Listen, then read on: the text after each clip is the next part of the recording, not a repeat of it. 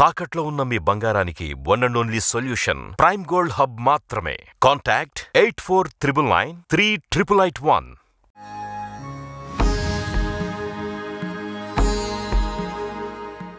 Welcome to Aadan ఆధ్యాత్మిక. రామాయణం గురించి ఎవరెన్నిసార్లు చెప్పినా కూడా ప్రతిసారి కొత్తగానే అనిపిస్తుంది. ప్రతిసారి దాంట్లో ఉన్న శ్లోకాల అర్థాలను గురించి చెప్పే వాళ్ళని బట్టి కూడా దాని అర్థాలు యొక్క విశిష్టత అనేది మారుతూ ఉంటుంది. సో అలాంటి రామాయణంలో ఉన్న రహస్యాల గురించి ఈరోజు మరొకసారి తెలుసుకునే ప్రయత్నం చేద్దాం. పండితరత్న, విద్వన్మణి, పురాణ వాచస్పతి అయినటువంటి ధూళిపాళ్ల ప్రభాకర్ కృష్ణమూర్తి గారు ఈరోజు మనతో పాటు ఉన్నారు. ఆయన అడిగి మిగతా విషయాలు తెలుసుకునే ప్రయత్నం చేద్దాం. నమస్కారం గురుగారు. నమస్కారం గురుగారు, రామాయణం ఎన్నిసార్లు విన్నప్పటికీ దాంట్లో ఇంకా ఏదో ఉంది అనేంతలానే ఉంటుంది. అలాంటి కొన్ని విషయాల్ని ఈరోజు మీ ముందు ఉంచబోతున్నాను. మా అందరికీ ఇంకా దాని గురించిన వివరాలు డీటెయిల్గా చెప్తారని ఆశిస్తున్నాను గురుగారు. గురుగారు, వాల్మీకి మహర్షి బోయవాడు, ఒక దొంగ అయినప్పటికీ కూడా ఆయన తర్వాత రోజుల్లో వాల్మీకి రామాయణం రాసి పూజింపబడ్డాడు. అసలు ఫస్ట్ అవి రాయక ముందు ఆయన పేరేంటి, ఆయన విధి విధానాలు ఏ విధంగా ఉండేవి గురుగారు? వేద ప్రాచేత సాదాసీత్ సాక్షాత్ రామాయణాత్మన, ఇది వాల్మీకి రామాయణం చెబుతున్నటువంటి మాట. సాక్షాత్తుగా వేదమే ప్రాచేతసుడు అనేటువంటి వ్యక్తి చేత రామాయణంగా రచింపబడింది అని అర్థం. అంటే వాల్మీకి యొక్క అసలు పేరేంటనమాట, ప్రాచేతసుడు. అంటే ప్రాచేతసుడు అంటే ప్రచేతసుడు అనేటువంటి వాడు భృగువంశంలో జన్మించినటువంటి భార్గవ గోత్రంతో ఉన్నటువంటి ప్రచేతసుడు అనేటువంటి ఒక మహర్షి ఉన్నారు, బ్రాహ్మణోత్తములు ఉన్నారు. వారి యొక్క కుమారుడు వాల్మీకిగా అవతరించినటువంటి ప్రాచేతసుడు. ఈ ప్రాచేతసుడు అంటే ప్రచేతసుని యొక్క కుమారుడు కాబట్టి ప్రాచేతసుడు అయ్యాడు. కానీ ప్రచేతసుడు కుమారుడు అయినప్పటికీ ఇతనికి రుక్షుడు అని పేరు పెట్టారు. రుక్షోభూత్ భార్గవ అని. అంటే భార్గవ వంశంలో రుక్షుడు అనేటువంటి వాడు ఉండేవాడు.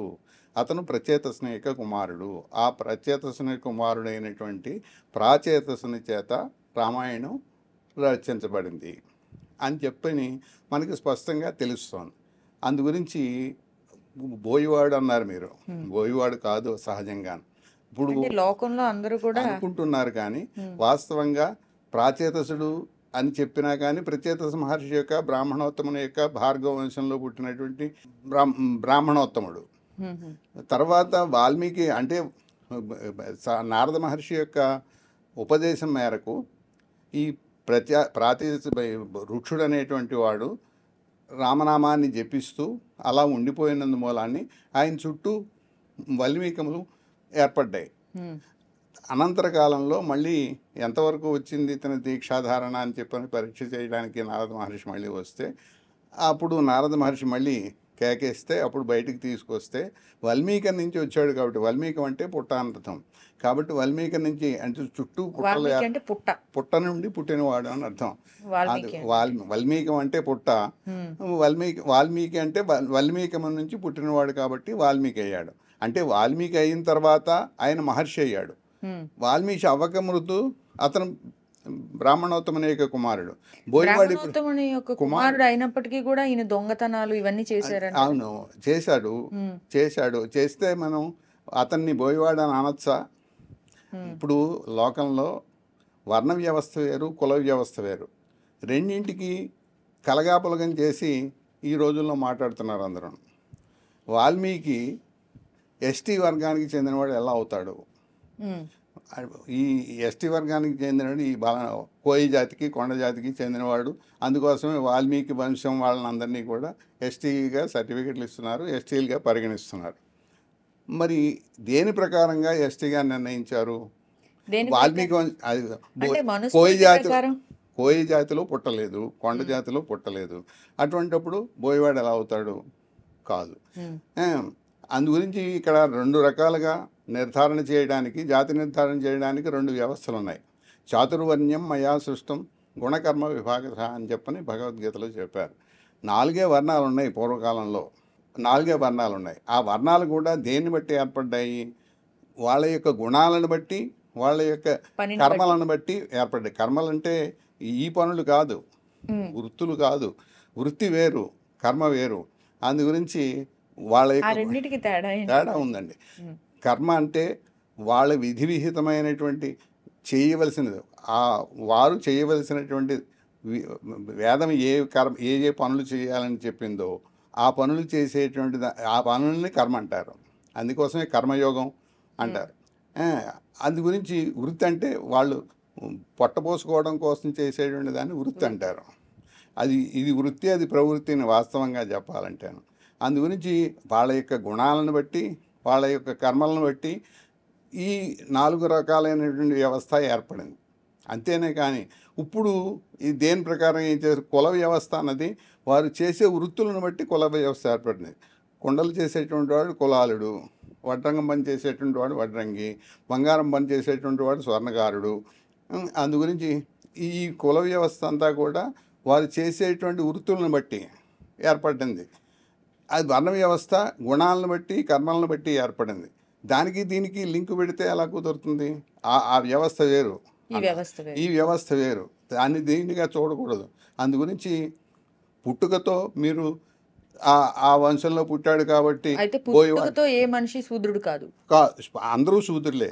అందరు శూద్రుడు. జన్మనా జాయితే శూద్ర కర్మణైవ ద్విజాయతే.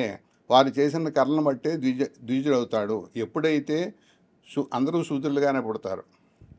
కొంతమందికి ఉపనయనం చేస్తారు. ఉపనయనం చేసినప్పుడు పరబ్రహ్మ స్వరూపమైనటువంటి గాయత్రి మంత్రాన్ని ఉపదేశం చేస్తారు. ఆ గాయత్రి మంత్రాన్ని అనుష్ఠిస్తూ వాళ్ళు ఆ బ్రహ్మ దీక్షలో ఉంటారు, పరబ్రహ్మ సేవా దీక్షలో ఉంటారు. కాబట్టి వాళ్ళని బ్రాహ్మణులు అన్నారు.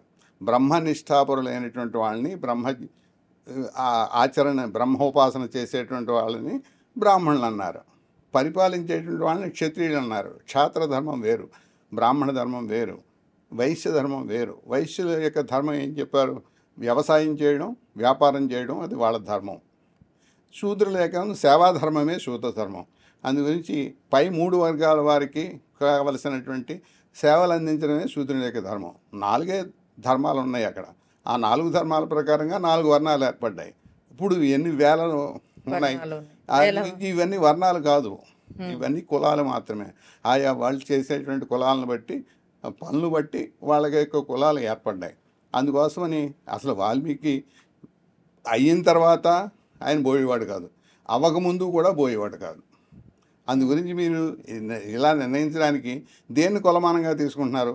వర్ణాశ్రమ ధర్మాన్ని క్రమంగా తీసుకుంటే అతను వాల్మీకి మహర్షి అయిన తర్వాత రామాయణం, వేదాన్ని స్వరూపమైనటువంటి రామాయణాన్ని రచించగలిగినటువంటి మహర్షి అయినటువంటి వాడు బోయివాడు ఒక క్రౌంచ మిథునం యొక్క జంటలో ఉన్నటువంటి ఒక క్రౌంచ పక్షిని బాణం ఎక్కుపెట్టి వధించిస్తే ఆ దానికి శోకం చెందినటువంటి మహానుభావుడు వాల్మీకి. అందువల్ల కదా రామాయణం వచ్చింది. శోకం వల్ల శ్లోకం వచ్చింది, శోకం నుంచి శ్లోకం వచ్చింది. మరి అటువంటి వాడు బోయివాడు ఎలా అవుతాడు? బోయివాడు చేసిన పనికి వేదన చెంది వేద స్వరూపమైనటువంటి రామాయణాన్ని రచించినటువంటి వాడు బోయివాడు ఎలా అవుతాడు? పోనీ అందు గురించి ధర్మం ప్రకారంగా చూసినా, చాతుర్వర్ణ్య వర్ణ వ్యవస్థ ప్రకారం చూసినా కానీ బోయేవాడు కాదు. మరి మీరు పుట్టుకను బట్టి చూస్తానంటారు. పుట్టుకను బట్టి చూస్తే ప్రచేతస మహర్షి యొక్క కుమారుడు అంటే బ్రాహ్మణోత్తముడు. పుట్టుకను బట్టి కూడా కాదు, పుట్టుకను బట్టి కూడా బ్రాహ్మణుడు. ధర్మాన్ని బట్టి చూసినా బ్రాహ్మణుడే. మరి ఎస్టీ ఎలా అయ్యాడు? బోయవాడు ఎలా అయ్యాడు? అందు గురించి బోయవాడు అనేటువంటి మాట కరెక్ట్ కాదు. అంతకుముందు కాబట్టి కులం ప్రకారం, వర్ణాశ్రమ ధర్మం ప్రకారంగా చూసినా, కులధర్మం ప్రకారంగా చూసినా, ఏ రకంగా చూసినా కానీ వాల్మీకి మహర్షియే, బ్రాహ్మణోత్తముడే.